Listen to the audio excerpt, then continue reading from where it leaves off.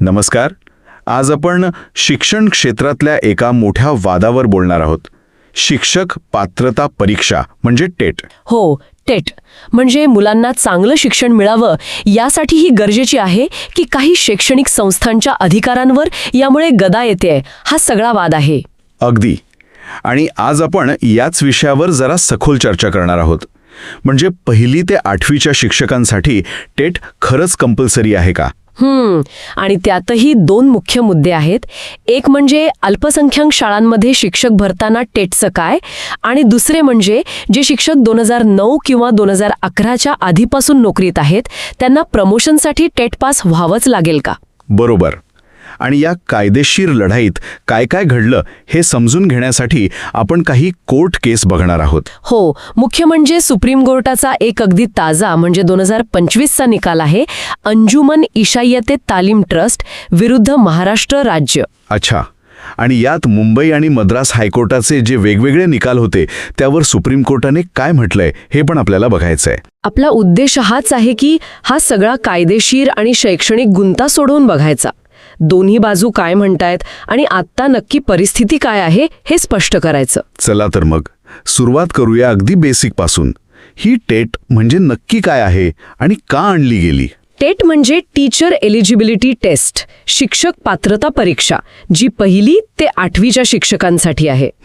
याची गरज पडली कारण 2009 मध्ये तो कायदा आला ना, बालकांचा मोफत व सक्तीच्या शिक्षणाचा हक्क अधिनियम म्हणजे RTE ऍक्ट. हो, RTE कायदा.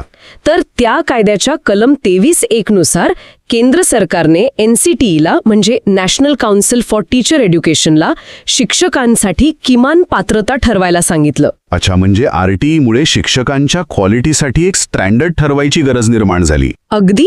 आणि मग NCTEने ऑगस्ट 2010 मध्ये नोटिफिकेशन काढलं आणि टेट ही 1ली ते 8वीसाठी किमान पात्रता म्हणजे मिनिमम क्वालिफिकेशन म्हणून जाहीर केली. म्हणजे फक्त पात्र नाही तर किमान पात्रता.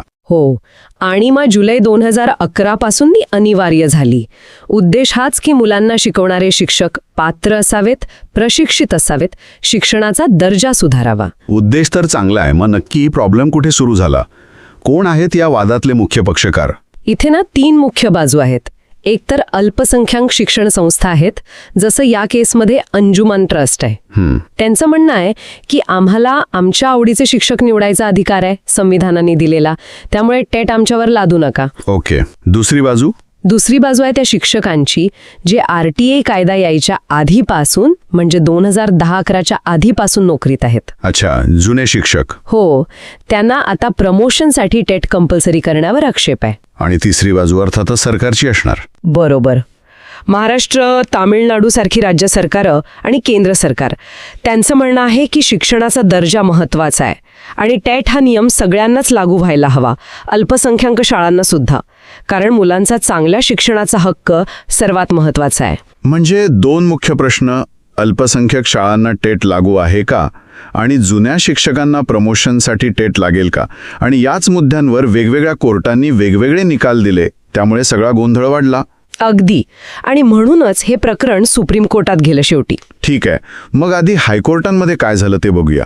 मुंबई हायकोर्टाने काय म्हटलं होतं? मुंबई हायकोर्टात जरा काय म्हणतात त्याला, थोडी गमतीशीर सिच्युएशन होती. 2017 मध्ये मुख्य बेंचने निकाल दिला की टेट अल्पसंख्याक शाळांना पण लागू आहे. अच्छा, कशाच्या आधारावर? त्यांनी जुन्या अहमदाबाद सेंट झेवियर्स केसचा आधार घेतला की अल्पसंख्याक संस्थांना नियमनातून अगदी पूर्ण सूट नाही, खास करून शिक्षणाचा दर्जा टिकवण्याच्या बाबतीत. पण याच कोर्टाच्या औरंगाबाद बेंचने काहीतरी वेगळं म्हटलं होतं ना? हो, इथेच तर खरी काय म्हणतात त्याला ट्विस्ट आहे. औरंगाबाद बेंचने 2015 मध्ये याच अंजुमन ट्रस्टच्या केसमध्ये स्पष्ट म्हटलं होतं की टेट अल्पसंख्याक शाळांना लागू नाही. अरे. आणि त्यांनी आधार घेतला होता प्रमती केसचा. पण गंमत म्हणजे 2017 मध्ये मुंबईच्या मेन बेंचने निकाल देताना औरंगाबादच्या 2015च्या निकालाचा विचारच केला नाही. म्हणजे एकाच हायकोर्टात 2 वेगवेगळी मतं. औरंगाबाद बेंचने परत काही म्हटलं का यावर? हो, 2023मध्ये त्यांच्यासमोर दुसरा एक मुद्दा आला. तेव्हा त्यांनी असं म्हटलं की जे शिक्षक RTEच्या आधी लागलेत ते नोकरीत राहू शकतात टेटशिवाय. अच्छा. पण त्यांना जर प्रमोशन हवं असेल, म्हणजे समजा हेडमास्टर व्हायचं असेल, तर मात्र टेट पास करावी लागेल. म्हणजे जुन्या शिक्षकांच्या प्रमोशनचा मुद्दा त्यांनी उचलला. हो. म्हणजे मुंबई हायकोर्टातच अल्पसंख्यक शाळा आणि प्रमोशन दोन्हीवर वेगवेगळी मतं होती. मद्रास हायकोर्टाचं काय म्हणणं होतं? लागू नाही. कशाच्या आधारावर? त्यांचा मुख्य आधार होता सुप्रीम कोर्टाचा प्रमती एज्युकेशनल अँड कल्चरल ट्रस्टचा 2014चा निकाल. ती प्रमती केस पुन्हा आली. हो, पण मद्रास हायकोर्टाने हे पण तितकं स्पष्ट केलं की बिगर अल्पसंख्यक शाळांमध्ये नवीन अपॉइंटमेंट्स आणि प्रमोशन दोन्हीसाठी टेट कंपल्सरी आहे आणि 2011 नंतरच्या सगळ्या भरतीसाठी तर टेट लागेलच लागेल. ही प्रमती केस एवढी महत्वाची का आहे? काय होता तो निकाल नक्की?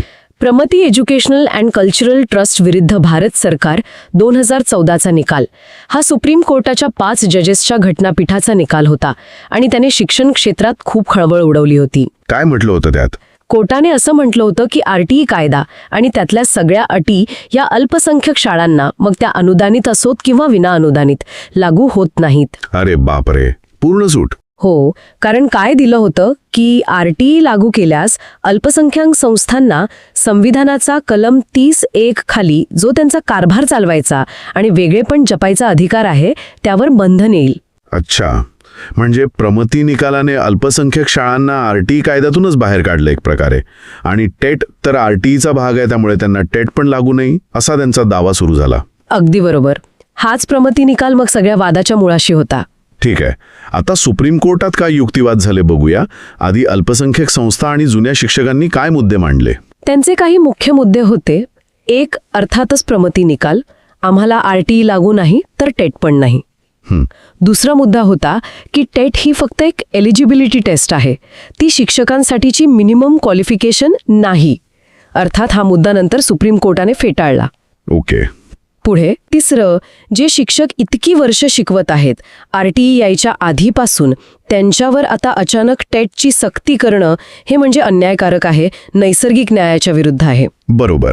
चौथा मुद्दा होता प्रॅक्टिकल, की टेट कंपल्सरी केली तर खास करून भाषिक अल्पसंख्यक शाळांमध्ये त्या भाषेत शिकवणारे पात्र शिक्षक मिळायला अजून त्रास होईल, शिक्षकांची कमतरता भासेल. त्याचा परिणाम मुलांवर होईल. अगदी. आणि शेवटचा घटनात्मक मुद्दा, कलम 30(1), आम्हाला आमच्या पसंतीचे शिक्षक निवडायचा अधिकार आहे.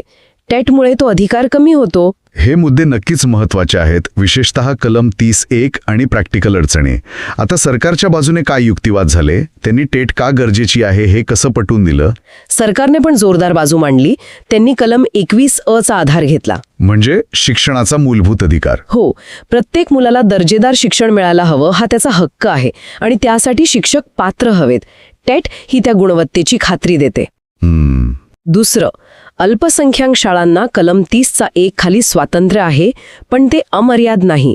शिक्षणाच्या दर्जाशी तडजोड करता येणार नाही, राष्ट्रीय ध्येय महत्त्वाचं आहे. बरोबर, क्वालिटीशी कॉम्प्रोमाइज नाही. तिसरं, शिक्षकांच्या पात्रतेत धर्म किंवा भाषेवरून फरक करणं हे समानतेच्या तत्वाच्या कलम 14शी विरुद्ध आहे. स्टँडर्ड सगळ्यांसाठी सारखे हवेत. आणि कायदेशीर मुद्दा काय होता? त्यांचा सगळ्यात महत्त्वाचा कायदेशीर मुद्दा होता की TET ही RTEच्या कलम 23 आणि NCTEच्या नोटिफिकेशननुसार स्पष्टपणे किमान पात्रता आहे, मिनिमम क्वालिफिकेशन. ती फक्त एलिजिबिलिटी टेस्ट नाही, कायद्यानेच ती अनिवार्य आहे. म्हणजे एका बाजूला संस्थांचे आणि शिक्षकांचे अधिकार आणि दुसऱ्या बाजूला मुलांचा शिक्षणाचा हक्क आणि शिक्षणाचा दर्जा. खरंच खूप मोठा पेच होता हा. मग या सगळ्या पार्श्वभूमीवर सुप्रीम कोर्टाने 2025च्या निकालात काय म्हटलं? एक एक मुद्दा घेऊ. पहिला, TETचा स्वरूप काय? एलिजिबिलिटी टेस्ट की मिनिमम क्वालिफिकेशन? तिथे कोर्टाने काहीच शंका ठेवली नाही. अगदी स्पष्ट केलं की टेट ही RTE कलम 23 आणि NCTE नोटिफिकेशननुसार 1ली ते 8वीसाठी शिक्षक म्हणून नियुक्त होण्यासाठी बंधनकारक किमान पात्रता आहे, मिनिमम क्वालिफिकेशन. ती फक्त ऑप्शनल एलिजिबिलिटी टेस्ट नाही. म्हणजे कंपल्सरी अट आहे. दुसरा मुद्दा प्रमोशनचा. कायद्यात अपॉइंटमेंट म्हणजे नियुक्ती शब्द आहे, त्यात प्रमोशन म्हणजे पदोन्नती येतं का? हो, हा पण खूप महत्वाचा मुद्दा होता. कोर्टाने इथे सर्व्हिस लॉची तत्व वापरली आणि म्हटलं की नियुक्ती या शब्दाचा अर्थ व्यापक आहे. म्हणजे फक्त फ्रेश रिक्रुटमेंट नाही, त्यात फक्त डायरेक्ट भरती नाही, तर सेवेत असलेल्या कर्मचाऱ्यांची वरच्या पदावर होणारी पदोन्नती पण येते. त्यामुळे जर एखाद्या शिक्षकाला प्रमोशन हवं असेल, म्हणजे प्रायमरी टीचरवरून हेडमास्टर व्हायचं असेल, तर त्यासाठी सुद्धा टेट पास असणं बंधनकारक आहे. बापरे, ही तर खूप मोठी गोष्ट आहे. म्हणजे फक्त नोकरी मिळवण्यासाठी नाही, तर प्रमोशनसाठी पण टेट लागेल. याचा तर अनेक शिक्षकांवर परिणाम होईल. आता तिसरा आणि सगळ्यात संवेदनशील प्रश्न, जे शिक्षक 29 जुलै 2011च्या आधीपासून नोकरीत आहेत त्यांचं काय? हा मुद्दा खरंच खूप नाजूक होता. हजारो शिक्षकांच्या भविष्याचा प्रश्न होता.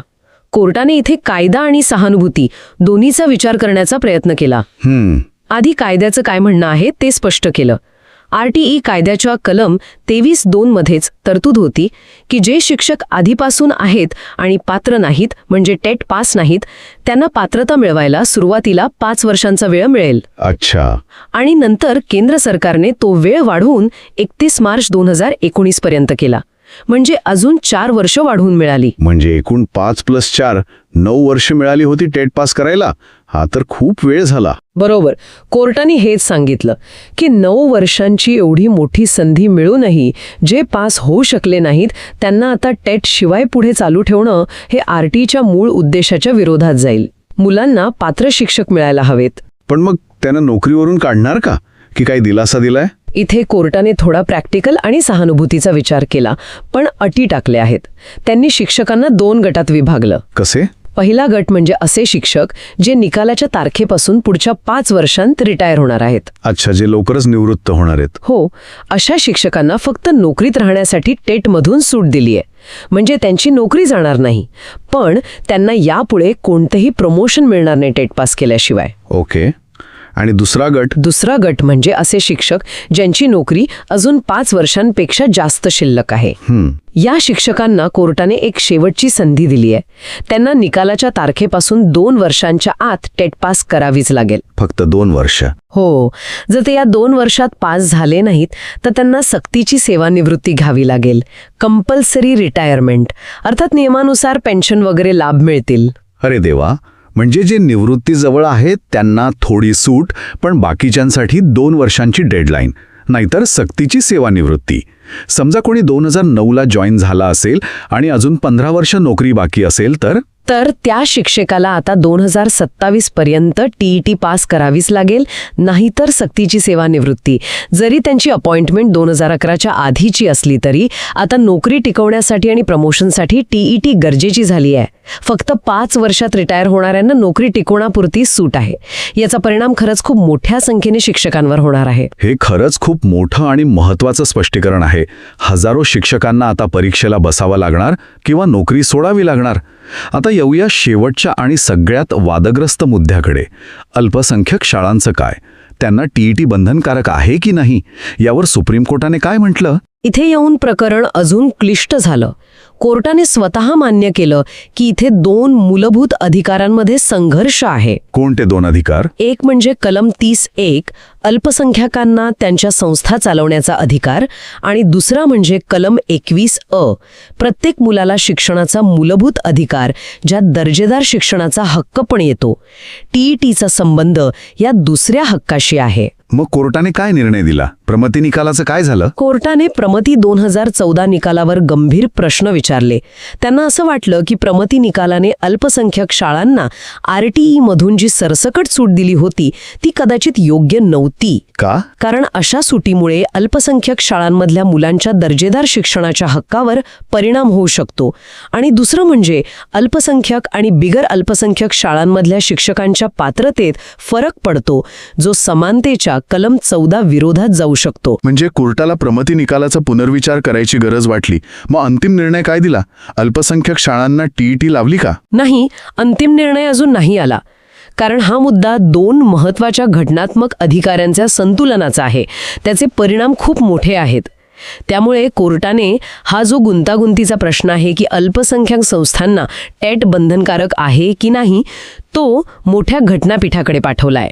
लार्जर कॉन्स्टिट्यूशन बेंचकडे. अच्छा. म्हणजे सगळ्यात कळीचा मुद्दा आता मोठ्या घटनापीठाकडे गेला आहे. त्यांचा निर्णय येईपर्यंत अल्पसंख्याक शाळांबद्दलची परिस्थिती तशीच राहणार. चला तर मग या सगळ्या चर्चेचा सारांश काय? सध्या नक्की काय स्थिती आहे ते परत एकदा सांगूया. नक्कीच.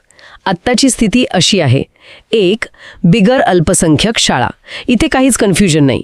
नवीन भरती आणि प्रमोशन दोन्हीसाठी टेट कंपल्सरी आहे. ओके. 2. अल्पसंख्याक शाळा. इथे टेट लागेल की नाही हे मोठ्या घटनापीठाच्या निर्णयावर अवलंबून आहे. तोपर्यंत स्थिती अनिश्चित आहे. 3 जुलै 2011च्या आधी लागलेले शिक्षक सगळ्या शाळांमधले प्रमोशन हवं असेल तर टेट पास व्हावं लागेल. नोकरीत राहण्यासाठी सुद्धा आता टेट लागेल. फक्त एक सूट आहे. जे 2025च्या निकालाच्या तारखेपासून 5 वर्षांत रिटायर होत आहेत त्यांना फक्त नोकरीत राहण्यापुरती सूट, प्रमोशनसाठी नाही. आणि बाकीच्यांना? ज्यांची नोकरी 5 वर्षांपेक्षा जास्त बाकी आहे त्यांना निकालाच्या तारखेपासून 2 वर्षात म्हणजे 2027 पर्यंत टेट पास करावीच लागेल, नाहीतर सक्तीची सेवानिवृत्ती. आणि जे 2011 नंतर लागलेत त्यांचं? 4. 29 जुलै 2011 नंतर लागलेले शिक्षक. त्यांच्यासाठी तर टेट आधीपासूनच कंपल्सरी होती आणि ती अट तशीच आहे. अगदी व्यवस्थित सगळं स्पष्ट झालं. टेट आता फक्त एलिजिबिलिटी नाही तर मिनिमम क्वालिफिकेशन आहे, प्रमोशनला पण लागू आहे. जुन्या शिक्षकांना थोडी सूट आणि 2 वर्षांची डेडलाईन आहे. पण अल्पसंख्याक शाळांचा प्रश्न आता मोठ्या घटनापीठासमोर आहे. या सगळ्याचा श्रोत्यांसाठी काय अर्थ आहे? त्यांनी काय लक्षात घ्यावं? हे बघा, हा विषय फक्त वकील किंवा शिक्षकांसाठी महत्त्वाचा नाहीये. याचा परिणाम आपल्या सगळ्यांच्या मुलांच्या शिक्षणाचा दर्जावर होतो. आपण पालक असू, नागरिक असू, कुणीही असू, हे महत्त्वाचं आहे. बरोबर. आणि दुसरं म्हणजे हे प्रकरण आपल्याला दाखवून देतं की संविधानात दिलेल्या 2 महत्त्वाच्या मूल्यांमध्ये कधीकधी संघर्ष कसा होतो. अल्पसंख्याकांचे हक्क विरुद्ध मुलांचे हक्क, स्वातंत्र्य विरुद्ध गुणवत्ता. याचं संतुलन कसं साधायचं हा मोठा प्रश्न आहे. हा निकाल त्या दिशेने एक पाऊल आहे, पण पूर्ण उत्तर अजून यायचंय. आणि जाता जाता ऐकणाऱ्यांसाठी एक विचार. अल्पसंख्याक संस्थांना त्यांचं वेगळेपण जपण्याचा अधिकार, कलम 30(1) आणि प्रत्येक मुलाला किमान दर्जाचं शिक्षण मिळण्याचा हक्क, कलम 21(अ), या दोन्हीमध्ये समतोल कसा साधता येईल? म्हणजे फक्त पूर्ण सूट किंवा पूर्ण सक्ती या टोकाच्या भूमिकांपलीकडे जाऊन काही मधला मार्ग असू शकतो का? यावर विचार करायला नक्की